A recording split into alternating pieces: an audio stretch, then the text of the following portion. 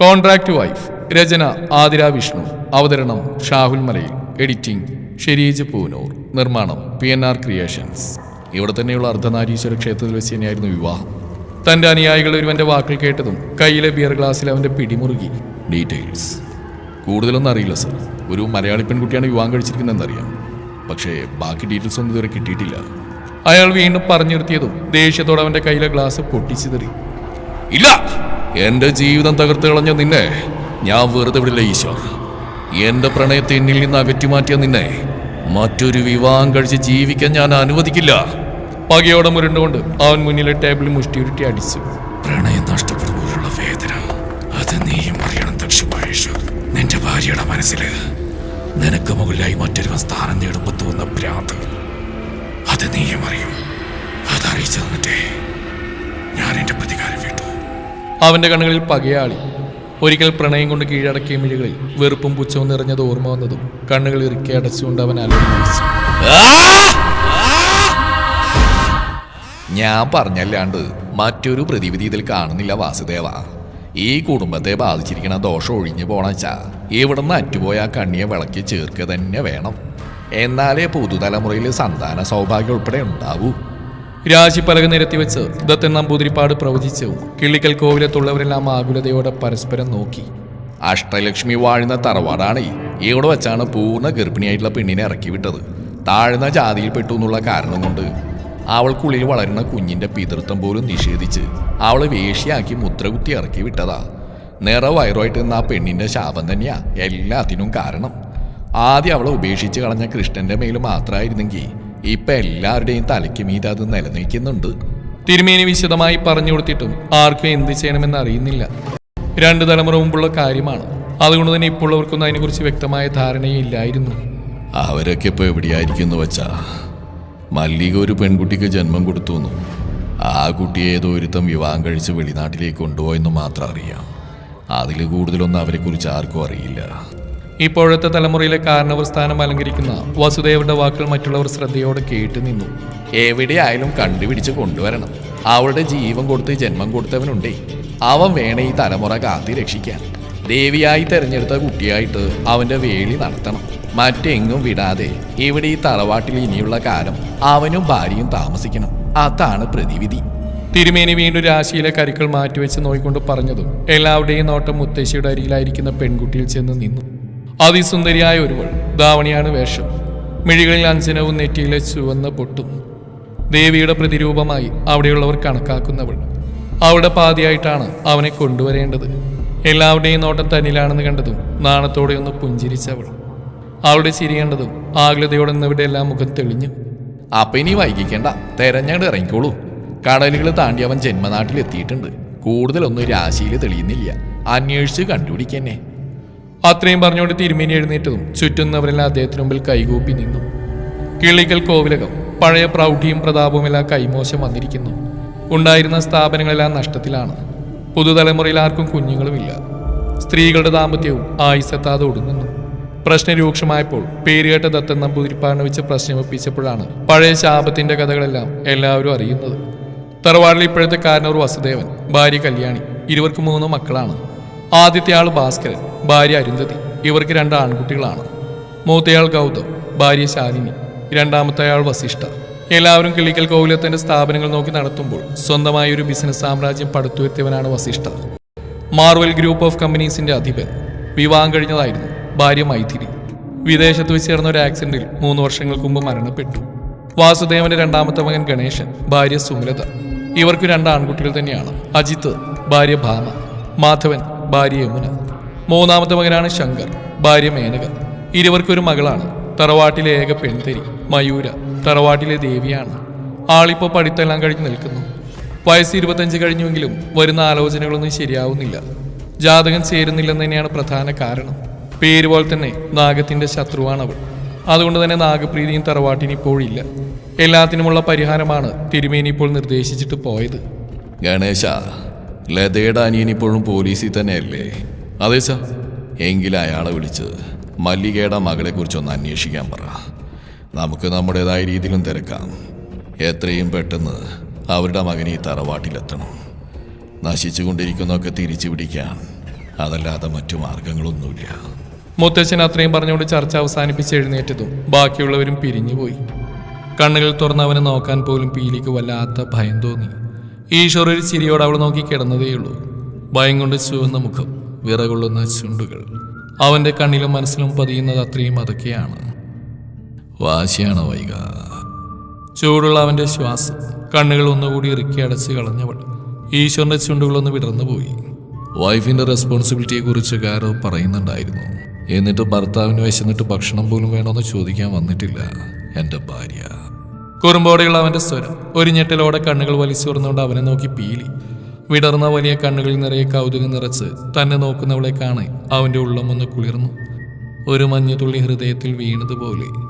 അവളുടെ കണ്ണിലെ ഭയം കാണാൻ വേണ്ടി മോഹിച്ച് സ്വന്തമാക്കിയവന് ഇന്ന് ആ കണ്ണിലെ ഭയം അസ്വസ്ഥത തീർക്കുന്ന അവനും അറിഞ്ഞു. തനിക്ക് സംഭവിക്കുന്ന മാറ്റങ്ങളെല്ലാം അവന് വ്യക്തമായി മനസ്സിലാവുന്നുണ്ട്. കല്ലിനും വികാരമുണ്ടെന്ന് തോന്നിക്കും വിധം. എന്തിനാ അവരോട് അങ്ങനെ ചെയ്തേ?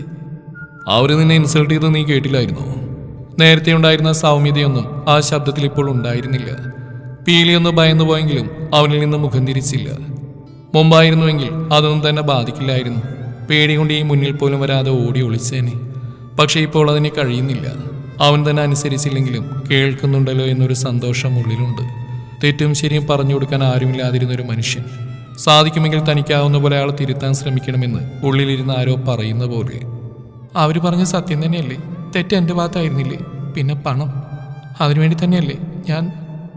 ബാക്കി പറയാൻ അവൾ അനുവദിക്കാതെ ആ കവിളിൽ വേദനിപ്പിച്ചുകൊണ്ട് കുത്തിപ്പിടിച്ചവൻ. വേദന കൊണ്ട് അവളിൽ നിന്നൊരു ശബ്ദമുയർന്നെങ്കിലും അവനെ തടയാൻ മുതിർന്നില്ല. ഈ മൃഗത്തിനെ മരിക്കാൻ ക്ഷമയും സഹനവുമാണ് വേണ്ടതെന്ന് അവൾക്ക് നന്നായിട്ടറിയാം. എന്തിൻ്റെ പേരിലായാലും നീ എൻ്റെ ഭാര്യയാണ്. നിന്നെ പറയുന്നത് എന്നെ പറയുന്നതിന് തുല്യമാണ്.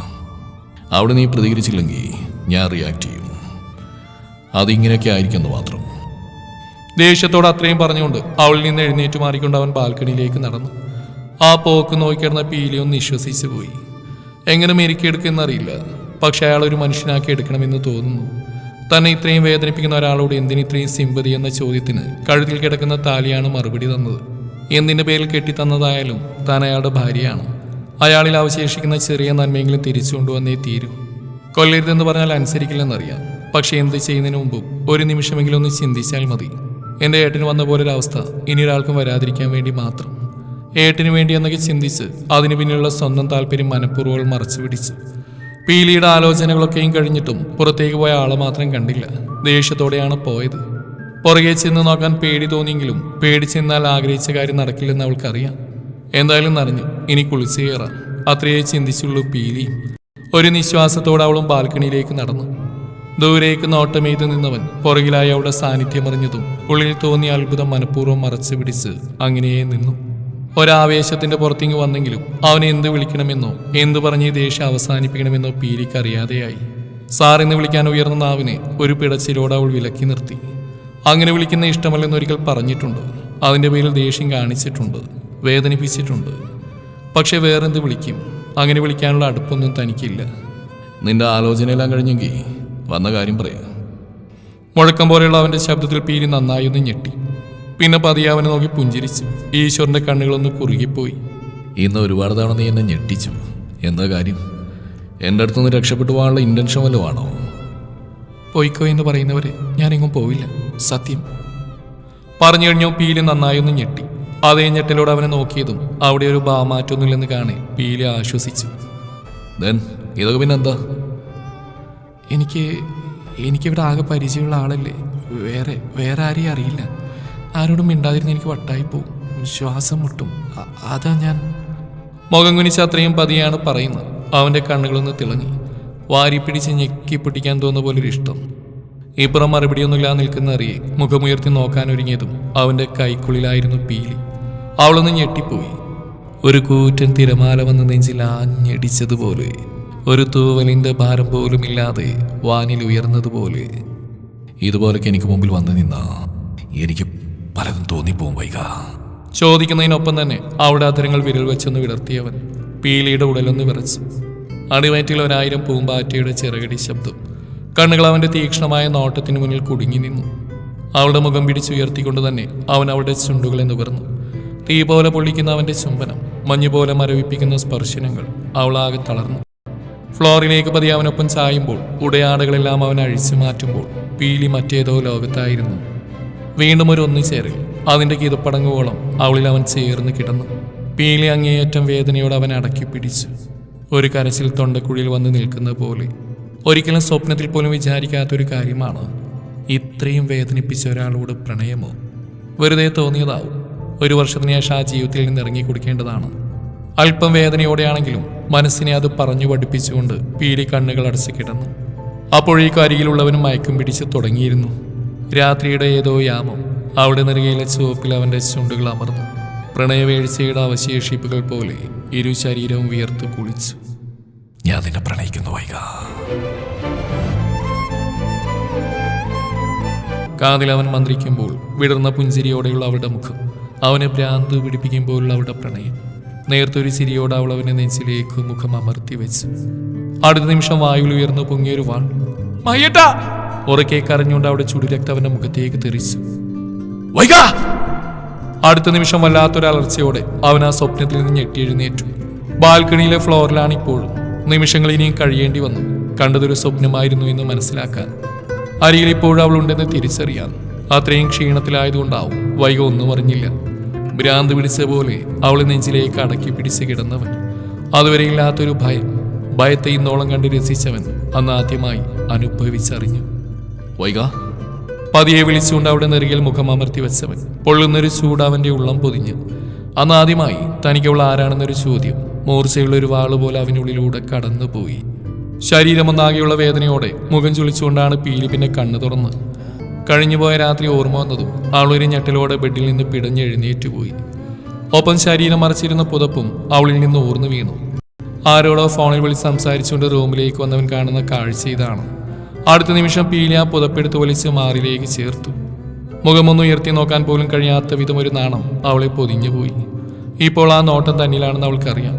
അടുത്തേക്ക് അവൻ വരുന്നതും പുതച്ചിരുന്ന ഷീറ്റിൽ അവൻ പിടിമുറിക്കുന്നറിയെ പീലി ഒരു പിടച്ചിലോട് അവനെ നോക്കി. ഒരാഴ്ചയാവുന്നു ഒരുടനായി ജീവിക്കാൻ തുടങ്ങിയിട്ട്. എന്നിട്ട് എന്നിൽ നിന്ന് പൊതിഞ്ഞ് പിടിക്കാനാ നിന്റെ ശ്രമം. പെട്ടെന്നുള്ള അവന്റെ വാക്കിൽ എന്തു പറയണമെന്നറിയാതെ പീലി വീണ്ടും മുഖം കുനിച്ചു. അടുത്ത നിമിഷം ഒന്ന് കുനിഞ്ഞുകൊണ്ട് അവൾ ഇരു കൈയിലും വാരിയെടുത്തവൻ. പീലി കണ്ണുമിഴിച്ച് നോക്കുമ്പോഴേക്കും അവളുമായി ബാത്റൂമിലേക്ക് കയറിയിരുന്നു. എന്തീ ചെയ്യുന്നേ? ഞാൻ അവന്റെ കയ്യിൽ നിന്ന് പിടഞ്ഞിറങ്ങി പീലി നിലത്തിന്നും ഷവർ ഓൺ ചെയ്ത് അവളെയും പിടിച്ചു വലിച്ച് അതിന് ചുവട്ടിലായി നിർത്തി ഈശ്വർ. ഇരുവരെയും ഒരുപോലെ നനച്ചുകൊണ്ട് വെള്ളം പെയ്തിറങ്ങി. എന്നിൽ നിന്ന് ഒളിക്കാൻ ശ്രമിക്കരുത് വൈക. ഒന്നും. നെറുകിൽ പതിക്കുന്ന അവന്റെ കനത്ത ശ്വാസം നെഞ്ചിലൊരു മിന്നൽ പോലെ. ഹൃദയത്തിലൊരു മഴക്കുള്ള ആക്കം കൂടി. അവൾ പൊതിഞ്ഞു പിടിച്ച പുതപ്പ് അവൻ വലിച്ചെടുത്ത് നിലത്തേക്കിട്ടു.